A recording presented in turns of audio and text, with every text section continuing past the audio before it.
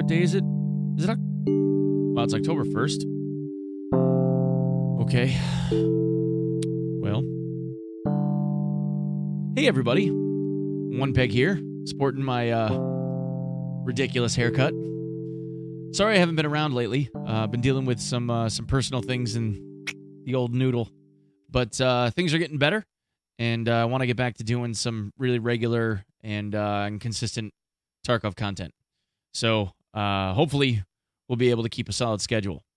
Nothing really crazy going on, just got some things up in the old noodle that have been kind of perturbing me or whatever. And, just working on my stuff. What can you say? Anyway, all things 12.8 is the purpose of this video, and I thought it would be a good idea to just kind of go through the preliminary patch notes, being how I missed some summarizing from the last couple of podcasts. Again, sorry about that.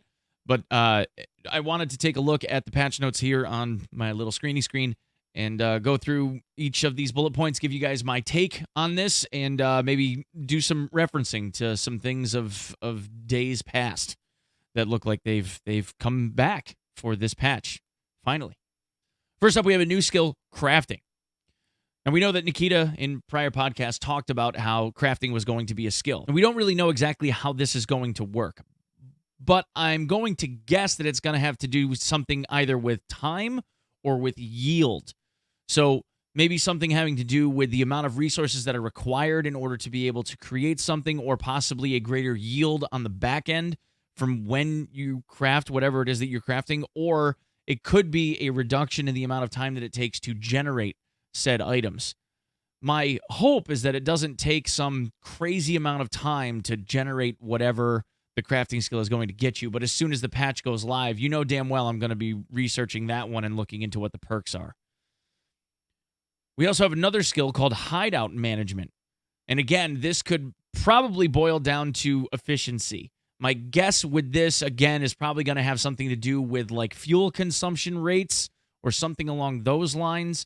Again, maybe possibly having something to do with cost of upgrades, but I don't see how that would really be beneficial, because at some point you run out of things to upgrade, and the cost benefits would probably not come along as quickly as you'll be able to skill that up. New special item, compass. Now, we saw that there is a compass being added to the game, which is great. It's got its own slot, it can't be looted. Looks like it'll be pretty cool. I think for the OG guys, something like a compass really isn't going to be all that helpful.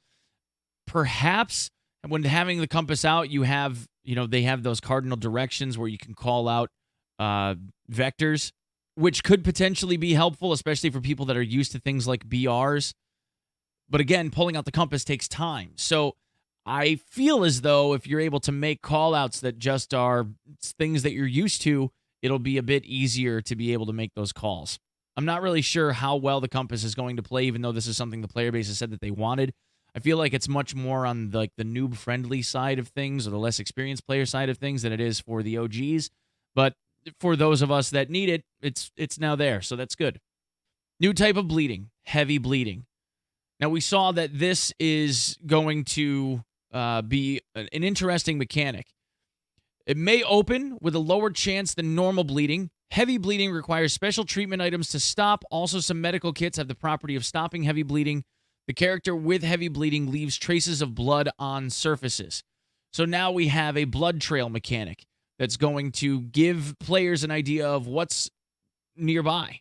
And that, I think, is kind of cool. It's something that will add another element to the game. Having to carry more meds for the purpose of counteracting this is also going to be another interesting thing.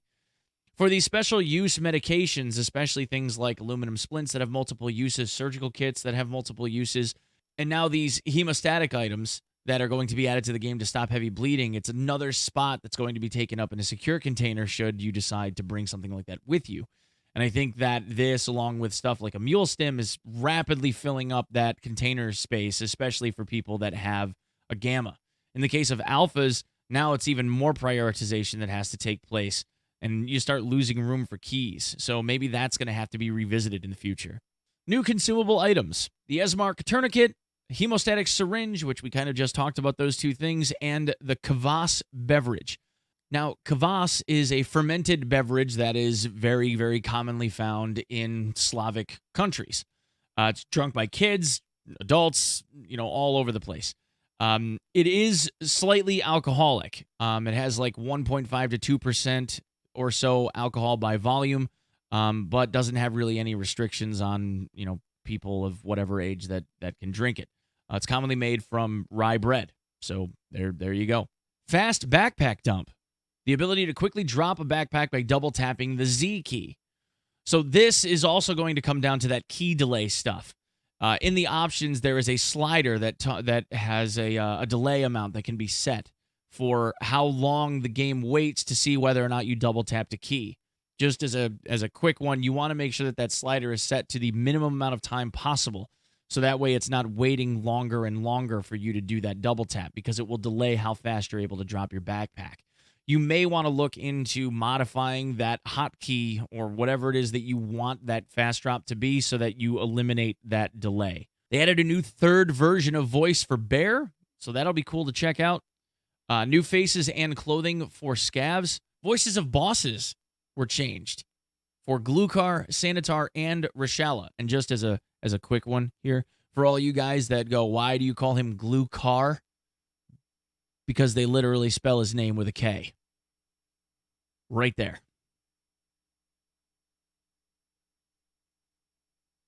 Yeah. New character animations in the menu, the loading screen, in the inventory, etc. So that'll be interesting to check out. New equipment added. New clothes for USEC and Bear, tops and lowers, which we had already seen in the prior podcasts. New equipment. Armored vests, chest rigs, backpacks, headphones, helmets, and berets. Now, they did mention very specifically that they were not adding a red beret because of Spetsnaz and saying it might be disrespectful to the military. They obviously don't want to piss off the Russian government. New weapons and weapon parts. The M45A1 pistol, which is 45 ACP, a little bit better than a 1911. So hopefully that ends up playing out pretty well. KS-23 shotgun. The KS-23 is a 4-gauge 22-millimeter barrel shotgun that, instead of blacking out a limb, will remove that limb entirely. Now, the KS-23 is an interesting little animal because it has a lot of different variants in the shell types that it can use. And something that Nikita had alluded to before was that they wanted to include a lot of the different rounds. So the KS-23 has things like flashbang rounds that can be fired out of it. So we'll see if they give us those loads when they introduce the KS-23 or not. The RFB rifle, which is the 7.62x51 bullpup that they've been kind of teasing right along. We'll see how that plays. The animations for it did not look like it had a whole lot of recoil, so hopefully that plays out pretty well. I think it's going to be more of like a novelty item or, just something to run for fun than it will be, like a mainstay. But the thing with the bullpups in this game is that they tend to be kind of like grab and go. You put some really, really basic minor attachments on it, and it's ready to rock. So for a budget build, they tend to be a little bit more cost-effective than trying to trick out like a meta gun, and fills in the gap kind of nice. They also said that they're adding new mods for various weapons, which we saw a lot of teasers for those, so that'll be interesting to see. And then we're on to quality of life changes.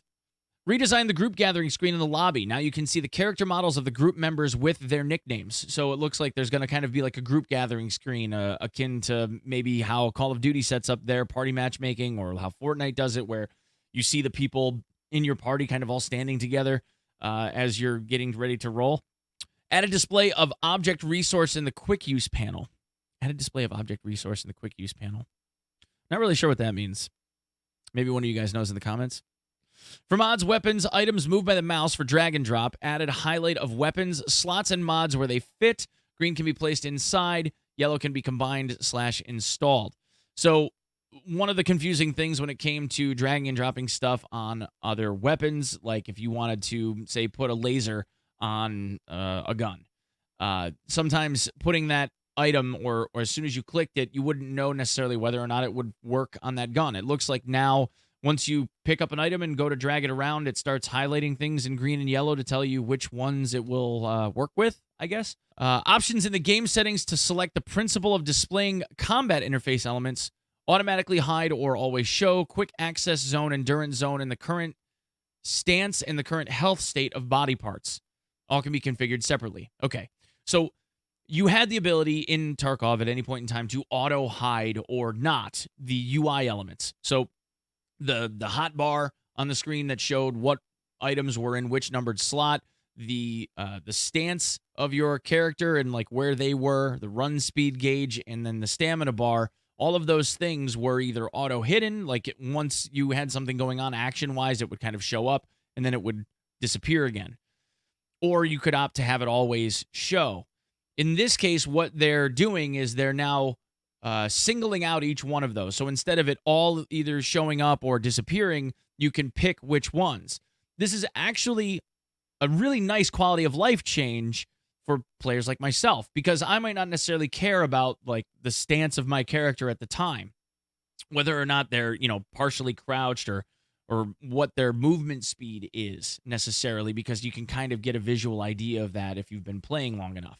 But one of the things that I do want to see on the screen all the time is something like the stamina gauge, because I like seeing like where the regeneration is in that period of time that I've decided to, jog instead of sprint. So being able to see like where the arm stamina is and the leg stamina is at any given point in time while I'm, say ADSing or, transferring between place to place is super, super helpful to gauge like what my endurance actually looks like at that point in time without having to kind of like reflexively scroll the mouse wheel forward. Even though I might be moving at full speed, you move the mouse wheel scroll up and you see the stamina gauge again. So in this case, this is something that I can decide to leave on all the time, which is probably something I'll do. Not a bad idea. Added an ammo loading menu in the context menu of magazines in the stash. So this is interesting because it looks like if you want to do like mixed loads in magazines, they're now going to give you a UI element to be able to do that, which seems like really cool. At the flea market, when buying more items than are left on sale, the remaining available quantity is bought. We've seen this happen a bunch of times in the past too, where when you went to buy, 200 of an item that were listed, and there was only, say 150 left by the time that you actually hit the buy button, it would just tell you that it couldn't do it because there wasn't enough available for you to be able to buy. Now you'll just buy whatever's left. So I guess you'll have to pay a little bit closer attention to how many you actually end up purchasing at the point in time that you try it. Maybe they'll give you a pop-up or something that says that you only got 58 or whatever it is instead of 200. So I guess we'll have to see. Automatic sorting of character stash, any containers, backpacks, etc. with a sort button. We've seen that this was implemented in the test version that they showed from the dev blog. It looks like it's pretty crude. It's just kind of going to shuffle everything up to the top and make it fit. So it's not really going to work as well as you doing it yourself, but for people that want something that's just going to be quick and easy, there you go. I don't think it's going to be something I'm going to use. Might even add it as a troll option just for people to be able to mess with me. But, for most people, I don't know if it's going to be that useful. But there, you got it. On the preset or customization screen, the characteristics of the weapon in the characteristics window now change when pointing to the mod to be installed. Okay, so this is nice. This is kind of like a little quick preview. So if you want to see what is going to change with the weapon as you hover your mouse over each one of the potential attachments you could put on it, it's now going to move those bars, those sliders, and show you what's going to change on the weapon as you modify it, potentially modify it. In the kill list after the raid field, distance, showing the distance of the fatal shot, was added. Oh, so that's nice. So now you know the range. You know how far away the shot was that, I guess, got you. So that's cool.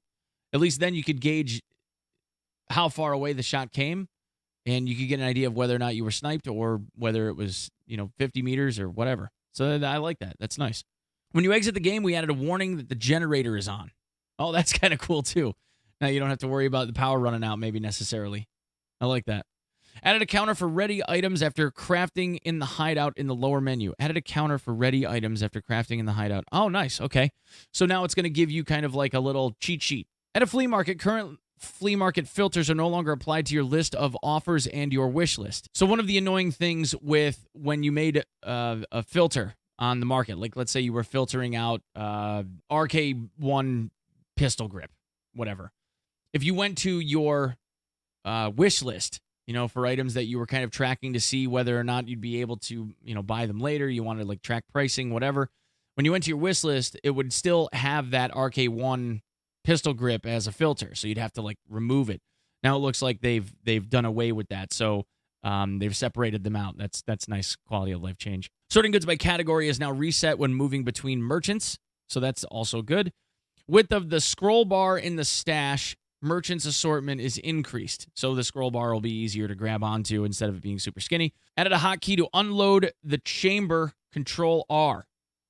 Nice. Added a hotkey to rechamber, which is Alt R. Also nice. Okay, so in the case of here's a perfect example. You find an AK-74U on reserve, and you happen to find a 60-round box of BT ammo. So instead of that 30-round mag that has BP in it, and you want to empty all that out, if you equip the gun first, it will rack the first round in. You see him reach up and pull the slide, and he racks in that first round. In the case of having those BT rounds, maybe you want to replace them. So you now have one BP round in the chamber, and even though you take the mag out and you hand load in BT rounds to replace the BP ones, you still have that one load in. Before, you had to leave the mag out, you had to Alt T to look at the chamber. You then had to go into the menu for the gun, pull up the menu for it, and then choose by right-clicking on the round to eject the round. Instead of all of that, now you'll be able to just hit Control R, which will eject the round by hand, which obviously saves a whole lot of time. And then being able to rechamber a round with Alt R is also very, very nice. So you could, just have a BT round sitting in a pocket and hit Alt R, and you'll see him grab that single BT round and place it in. So that would be very nice. Send friend requests can now be canceled. Very good. Added accept all invitations button. So you get a bunch of friend requests from people and you want to accept them all. I guess you can. After death on the post-raid statistics screen, your character is now displayed in the equipment in which he was killed. Okay, so I guess you get an equipment recap and what it was that you were wearing when you died. So, in case you want to reference that. If the weapon has no magazine and there is no cartridge in the chamber, then by pressing reload, the cartridge is now charged into the chamber. If there is a bunch of rounds in the pockets or vest. Okay, so instead of having to hit Alt R to do a single breech load, I guess now you can just hit R and it'll load a single round into the chamber. So there you go. Cool. Outside of the raid, the stash can now be opened and closed by pressing the tab hotkey. Okay. That was something that always kind of worked. Maybe, well, they had disabled it, and I guess now it's back. So, all right. Add a display of found in raid status icon for canisters in the hideout generator area. The canister is found in raid. Add a display of found in raid status icon for canisters in the hideout generator area. Now the treatment at Therapist will be free of charge for the first 5 levels of the character.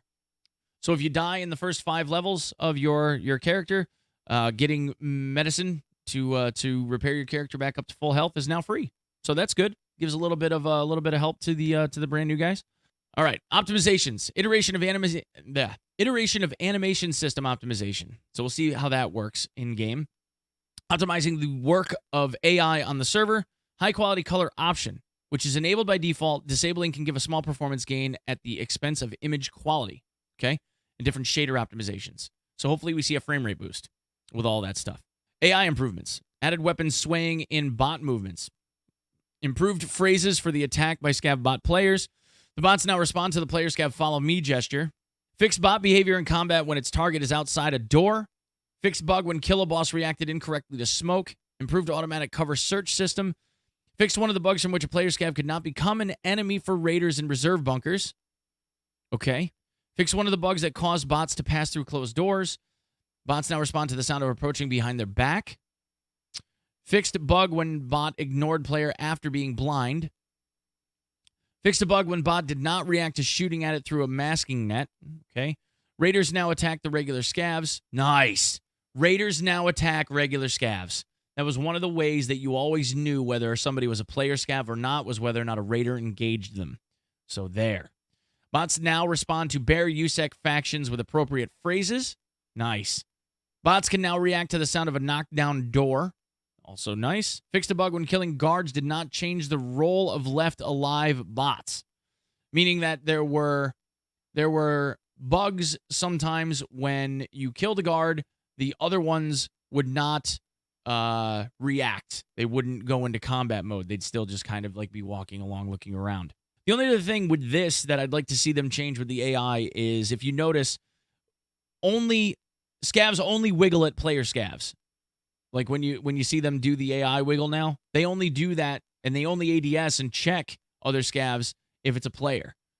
And that's another way that you can tell whether or not somebody's a player scav or not. Because if you see two scavs wiggling at each other, one of the two of them is a player. That's just how it is right now. I'd love to see them do that to each other, because that would further blur the lines. You know what I mean? Okay. Now we're going through fixes. I'll just see if there's anything like, pertinent here.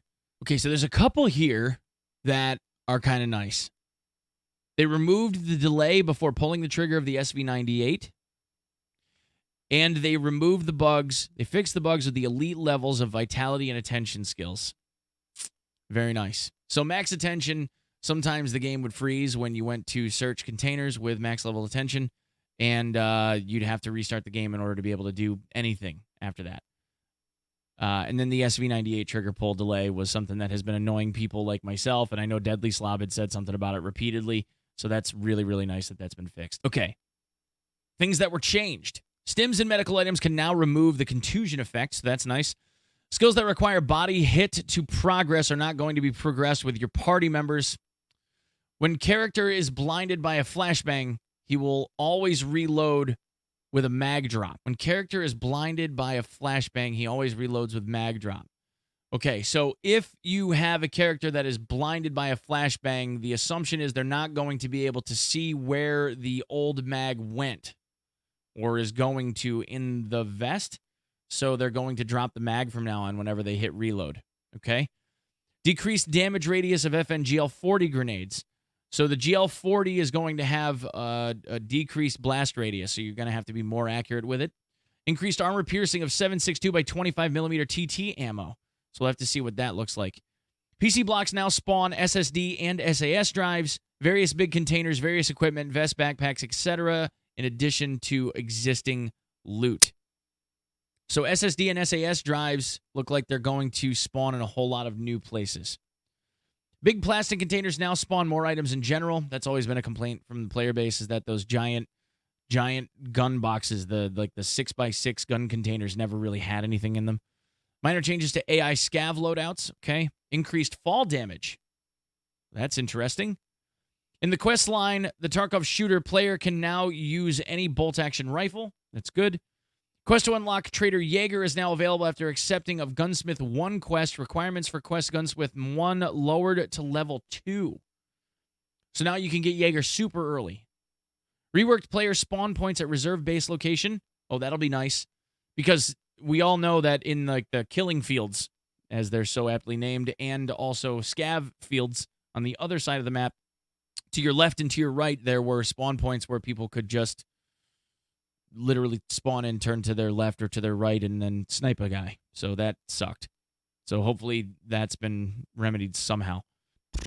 Scav players spawn at the reserve location is made later in time, so the scav players don't spawn as early, I guess. And reduced the trader's restock timer to about 2 hours. It was once every 3 hours.